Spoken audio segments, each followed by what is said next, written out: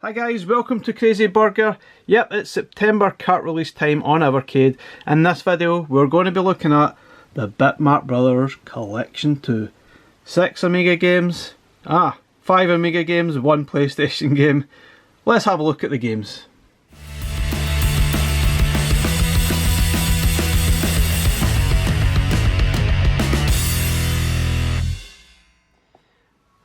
Okay, so let's have a look at the Bitmap Brothers Collection 2, 6 games, and they are mostly Amiga titles. Now if you remember way back a couple of years ago when we got the Bitmap Brothers Collection 1, they were all console versions that we got. Oh yeah, and one PlayStation title and Speedball, I can't remember, Speedball 2100. But anyway, we obviously wanted the Amiga versions back then, but now we have Amiga.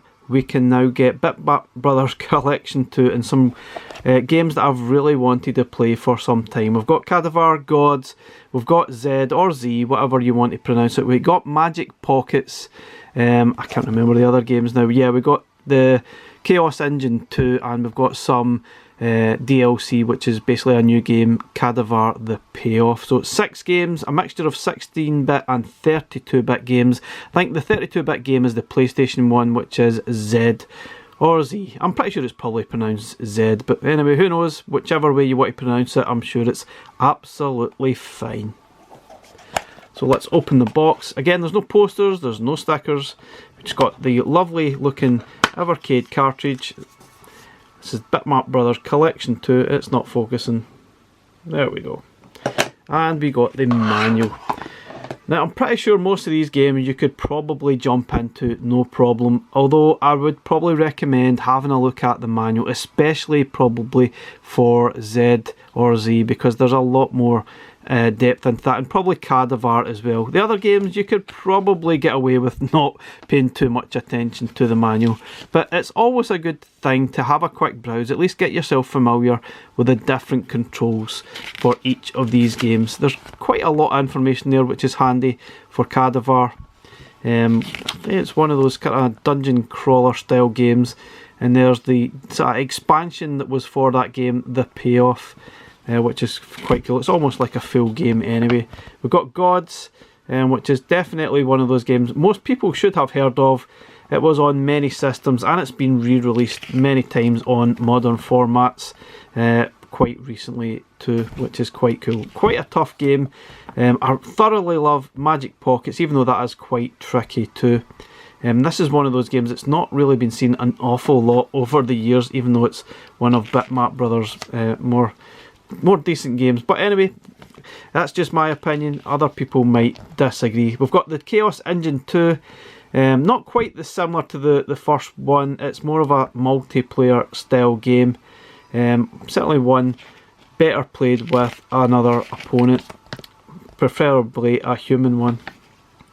There's plenty of details in all the games, and here we have the PlayStation game. This is Z, and there's lots of information. This is a real-time strategy style game, and we don't have an awful lot of them on Evercade. I really can't think of that many at all.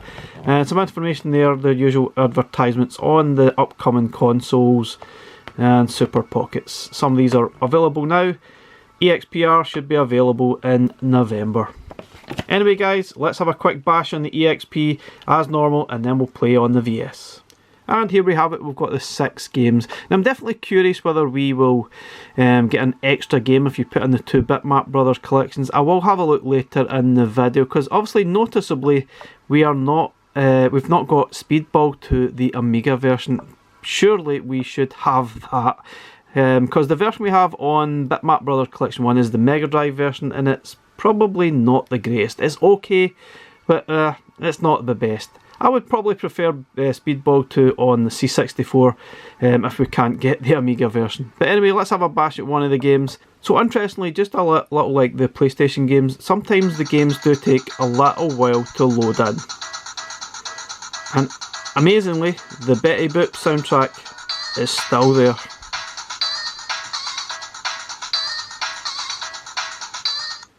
Now, sadly with a lot of these games, there's not an awful lot of music within the actual game. So it's really just all about the sound effects. But yeah, it does look really nice. Graphically looks decent. And this game I absolutely love, though it is a very, very tough game. And once you get past the sort of first few stages, it just gets tougher and tougher. So one of those games, you will definitely have to utilise those save states often. Great game though, but yeah, it's a toughie.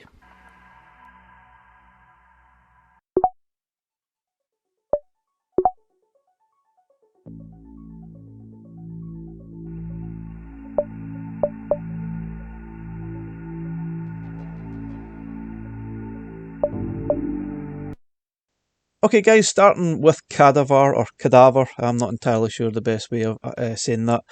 So take your time, get used to it, read the manual because there's a lot to this game. Understand what the different actions are. It certainly gives you an impression that this should be a point and click game, and maybe it would work better with a mouse, I don't know. But it does work really well with the D-pad once you get used to it. It certainly is very, very clunky, there's no doubt about it. A lot of the games on this collection are very clunky, but take your time, you will get used to it and understand what you're supposed to do. So what I've done here is I've deliberately left the gameplay pretty lengthy, so you can jump. I'll put some chapters in and you can skip to your favourite game, but I've deliberately left it lengthy to try and maybe give you guys an understanding how to get through maybe the first sections of the game, especially for those that have never actually played the game before and trying to actually make some progress, because there's no doubt about it, when you get started it's probably a little bit confusing and it's not entirely clear what you're supposed to do and where you're supposed to go. I would certainly say try and pick up as much things as you possibly can, move a lot of things about. You can obviously uncover gems, which are quite important as you go through this sort of initial stage. Look for keys, look for levers, and just be careful. Some things are traps when you try to open them, and maybe you try and avoid the enemies as best as you can because they pretty much take down all your health. But yeah, just take your time. And try and understand the controls. Clunky as heck, there's no doubt about it. There's probably not a lot of point trying to defeat a lot of the enemies because they just reappear again later on, so it's pointless. You're as well just trying to avoid them. But trying to pick up some items at times is just very, very clunky. You can't actually stand beside it, you have to stand on top of it, to the side of it. It's very weird and does get a little bit frustrating. But I really liked Cadaver. I thought it was quite interesting, quite eerie. A bit of a lack of music though, but that seems to be a theme with a lot of the games on this collection. But the sound effects, the graphics are really nice, very different to anything else that you will play on Evercade, no doubt about it. It's a sort of a dungeon adventure crawler style game. Make sure you pick up everything because everything certainly has some sort of meaning towards the game. Move everything, find the keys, and try your best to make progress. Anyway guys, I'll shut up, I'll let you enjoy the sort of gameplay, and I'll jump in sort of later on in the sort of gameplay and give a little bit of tips here and there on what you're supposed to do.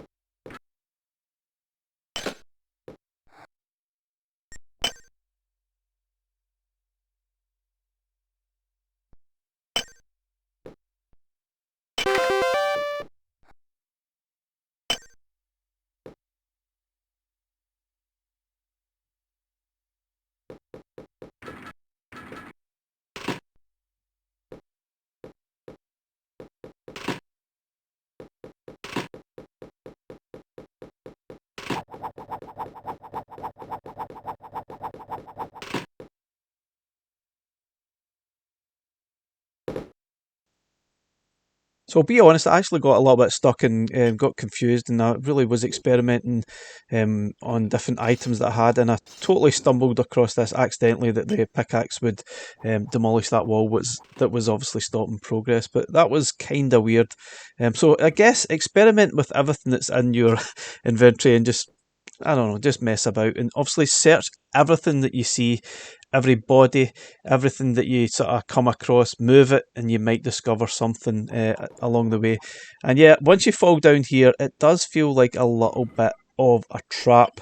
But yeah, there's a few parchments that you should probably try and read. It gives you a little bit of tips on what you're supposed to do. But basically the idea is try and find all the gems and then somehow throw them into the pool that you see with that sort of monster popping up, and then it'll magically transport you back to a different section on the level. There is a map that you can use, but personally I didn't really find the map that helpful at all.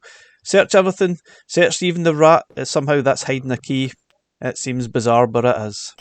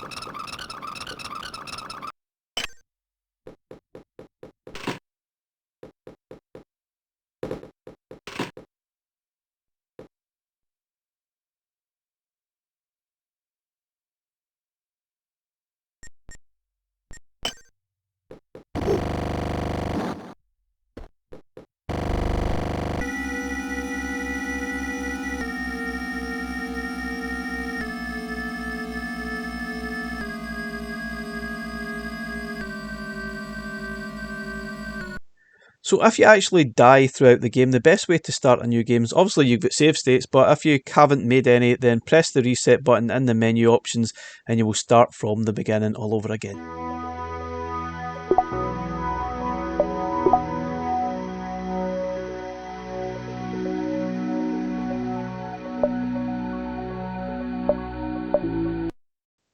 Okay, so moving on to Cadaver The Payoff, which is pretty much a sequel of sorts to the sort of original game. It was basically designed as a DLC that you had to own the original game and then put in this disc so you could access. I think it's 4 more stages that you get to play, but I think I've heard this one is pretty difficult.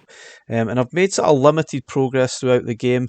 The controls, everything is exactly the same, and it basically continues where the first game left off. So ideally you want to play the other game first as far as you possibly can, ideally completing it, then moving on to this. It is pretty similar, obviously, as you can see, the graphics are the same, the style's the same, and it is more of the same kind of stuff, but apparently this one is a lot trickier. But yeah, it is pretty cool. and I'll leave the gameplay a little bit lengthy so you can understand some of the things that I've found throughout this first few stages. But yeah, I did make a lot of progress. I need to do some investigation on what I need to do and where I need to go and where I need to find that second dagger, because I couldn't find the second one, only the first one, so I got a little bit stuck. But anyway, I'll leave you with the rest of the gameplay that I sort of compiled for this game, which I actually quite enjoyed. I think this is quite a cool game, and once you get used to the clunky controls, it is a decent enough game.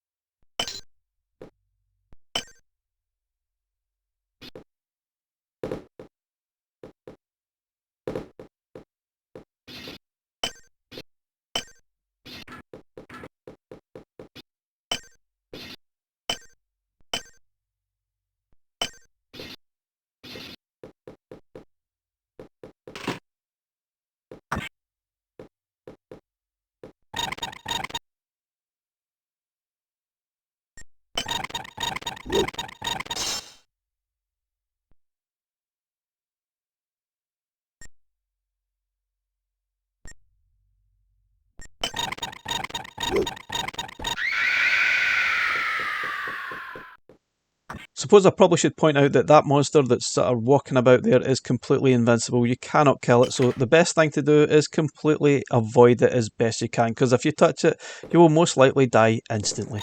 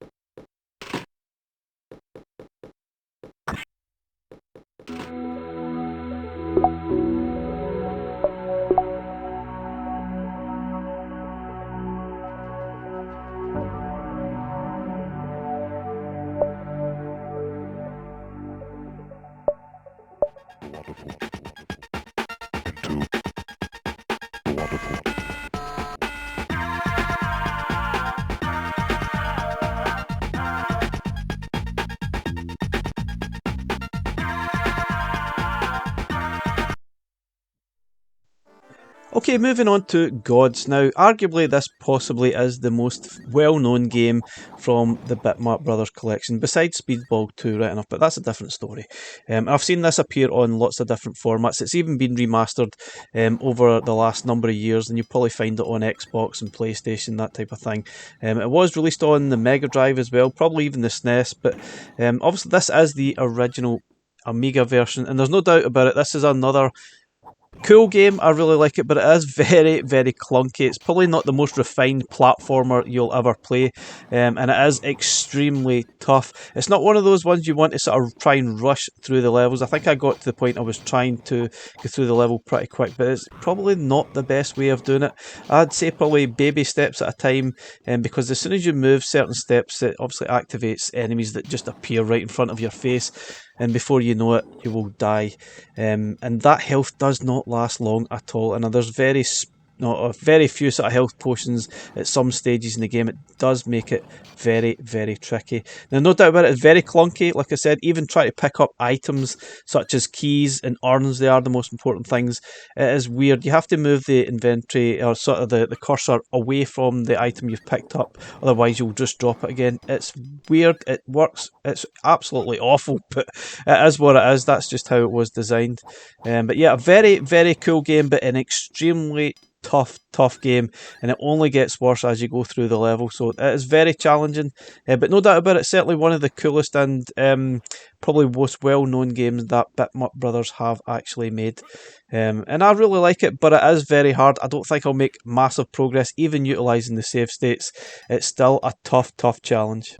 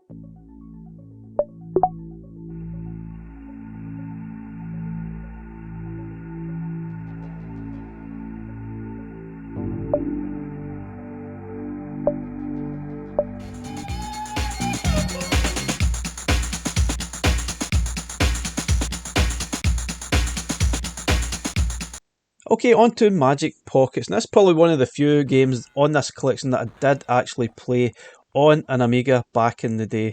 Now, Bitmap Brothers were absolutely huge at the time, especially on Amiga, and I guess on Atari ST as well, but they were huge. I remember them just being renowned for quality games released, like obviously Speedball 2, Magic Pockets, Gods. They just kept churning out some really good quality games, and this was definitely one of those that I remember because it was unique. It was very different to anything else that I remember at that time, and I enjoyed it, but it is extremely tough.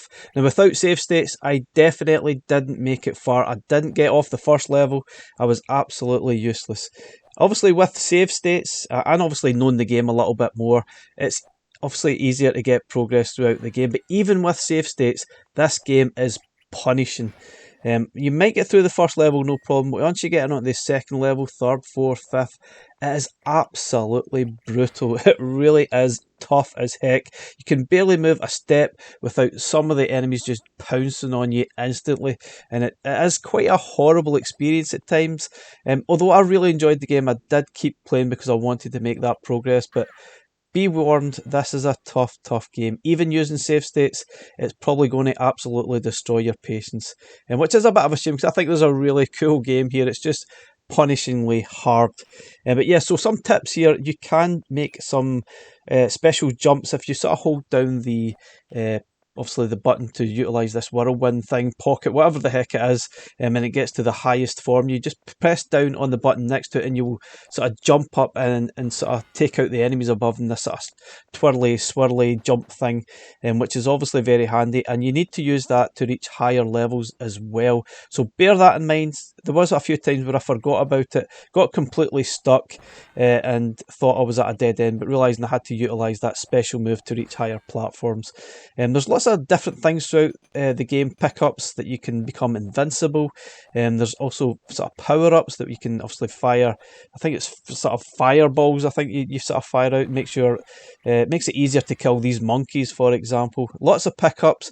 It's hard to actually explain this game and how it actually works because sometimes I wasn't entirely sure what was happening, but there's a lot going on. I think this is a fantastically designed game.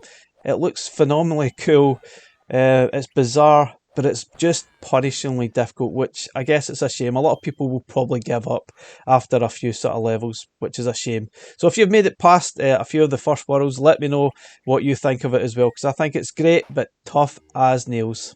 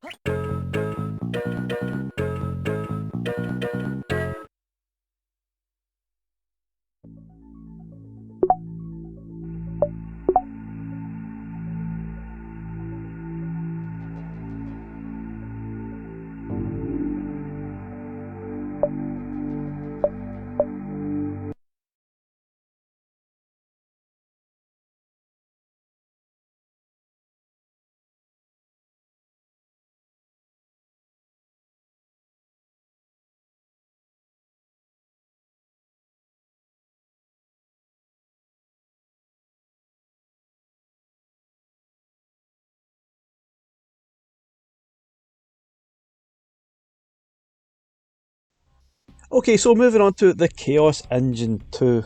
Now this one definitely is better with multiplayer, and by that I mean playing with a sort of other human opponent. There is obviously the option to play against the computer, but it's not quite the same. I think the best way to sort of get the most out of this game is by playing against another sort of human opponent on the VS. No doubt about it, I think that would be really good fun and probably one of the best multiplayer games experience you would have on the Evercade VS, but playing it single player, it's just not the same. It just doesn't feel right. I feel as if the computer controlled character sometimes is cheating almost, because they know exactly where they're going. For me, it's tough. You don't know exactly where you're going. The best way is to obviously look at the map before the actual level starts. It gives you some hints on where you're supposed to go. The idea generally is to get the key and then get to the exit, but even if you do that, you might not automatically win that level. You need to get the most points as well, so bear that in mind. Even though you've got the key, you get to the exit, you might not have killed enough or picked up enough points, and therefore you'll still lose even though you got to the exit first. So it's a little bit unfair, but it is what it is. I think it's definitely going to be better playing as a multiplayer game. As a single player game experience, it's okay. It's a little bit disappointing that this is where they went with the second game, because there's no doubt the first Chaos Engine was an excellent game. Got very tough later on, but it was really, really cool. It would have been nicer, I guess, to see the Amiga version of the Chaos Engine, even though I think the SNES version that we got on the first sort of cart was actually pretty decent. Just glad we didn't get the Mega Drive version, because that plays a lot slower. Anyway, as I said, it's probably best playing this with a human sort of opponent on the Evercade VS. Otherwise, it's probably just an okay game, and probably arguably could well be the weakest game on the collection.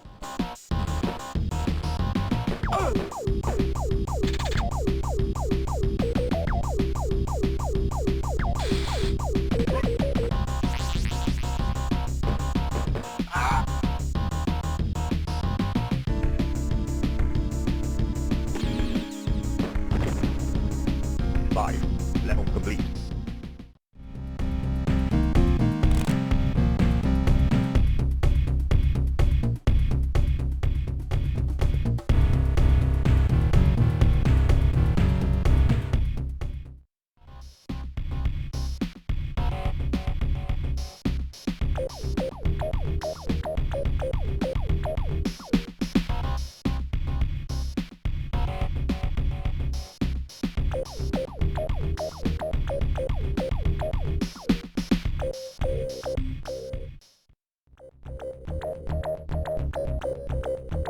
Players activated. Freeze.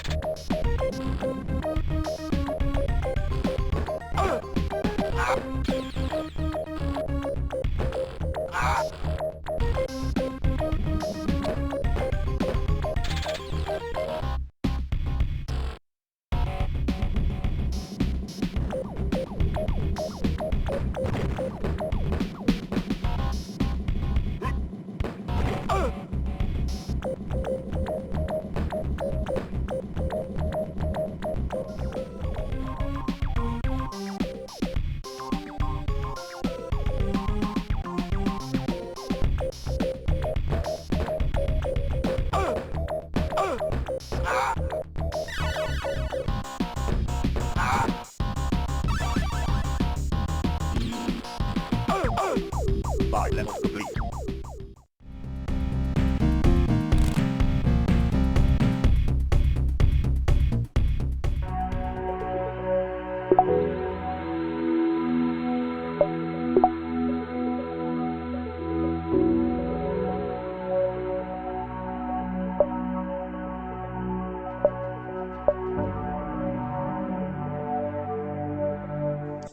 Okay, on to the last game on the sort of Bitmap Brothers 2 collection, and this is Z or Z, a real-time strategy game, capture the flag type of thing. Now, something I probably should have mentioned earlier in the video, there are only 5 save slots in each game. The 6th slot is inactive. Now, I've been led to believe that this is probably due to size limitations on the cart. Now, I mentioned this back in July when I got to play these games as part of the media day, and they said it's basically size limitations on the cart. That's why one has been removed.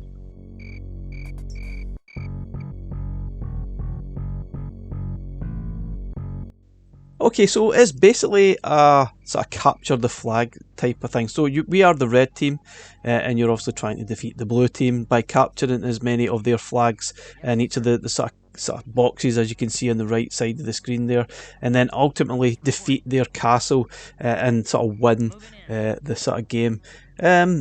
I think this game is tough as heck, and I don't think I'm the only one. I've seen a lot of feedback in the sort of different social media platforms, and it is really, really tough. The controls are actually quite simple. It's really just a point and click. Point your grunts, point them to where you want to go. It's very simplified, but I just could not make any progress whatsoever. I just kept getting destroyed by the other team, and I don't really know where I'm going wrong and what I'm doing wrong. Maybe there's something else I need to do.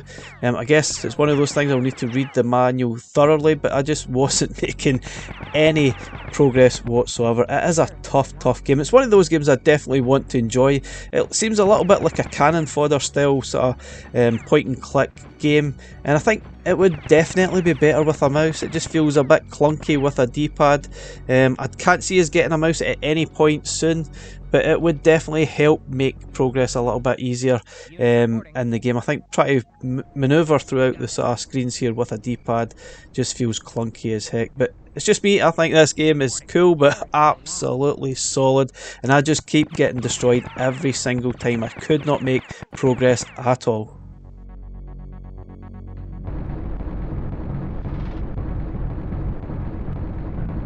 Yes, sir. Robot manufactured. You're wasted. We're on our way. We're under attack.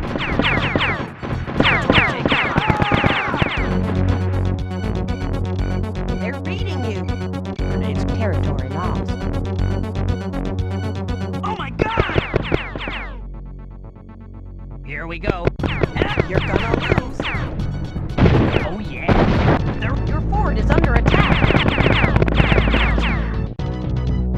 Your fort is under attack. You. Vehicle captured. They're all over us.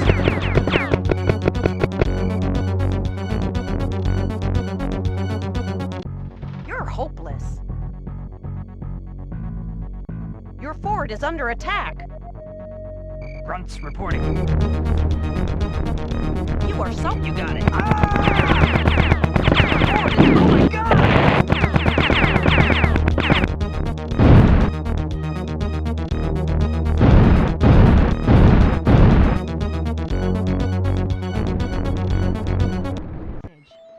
Well, all I can say is you've done a little bit better than the last time, but it's complete crap, because all of your units have been killed, buddy. You're the only one remaining standing.